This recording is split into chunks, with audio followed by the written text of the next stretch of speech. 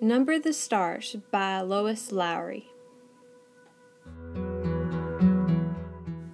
Anne-Marie Johansen is just a typical 10-year-old girl growing up in Copenhagen, Denmark.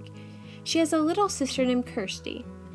She lives with her father and her mother. Her best friend is Ella Rosen. Ella is an only child, and she lives with her parents in the same building as her best friend. Anne-Marie and Ellen have noticed that Denmark has changed over the past few years. Ever since the Germans invaded in 1940, things have been different.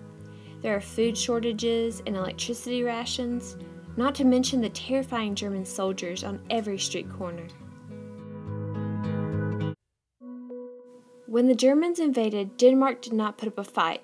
The king realized that Denmark was too small and many people would die if they tried to fight the Germans. Everyone loves King Christian X and supports him in his decision in sinking his own navy so that the Germans would not gain any more power to fight other people.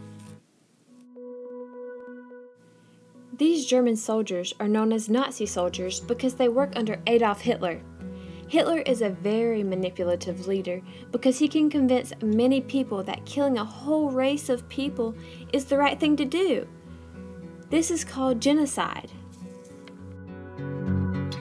You see, Hitler believes that there are master races.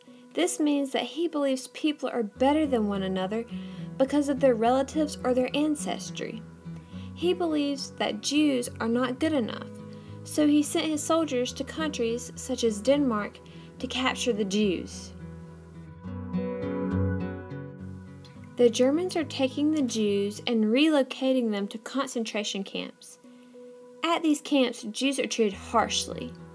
Upon arrival, the Jews are given tattoos with a number on them, and every morning they have to go to roll call, where they will be lined up and counted off.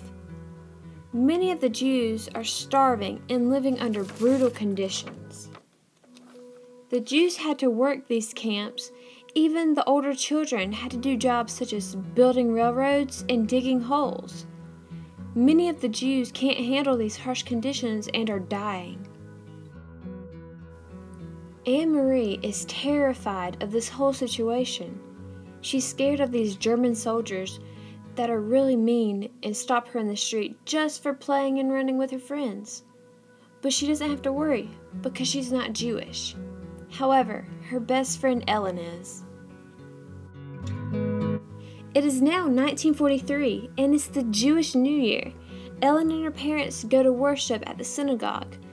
The rabbi warns all the Jews that the German soldiers are starting to relocate the Jewish people. Ellen and her family are terrified. They go to Anne-Marie and her family for help. Anne-Marie soon finds out that her family is part of the Danish resistance. These people are trying to help the Jews escape from Denmark to Sweden.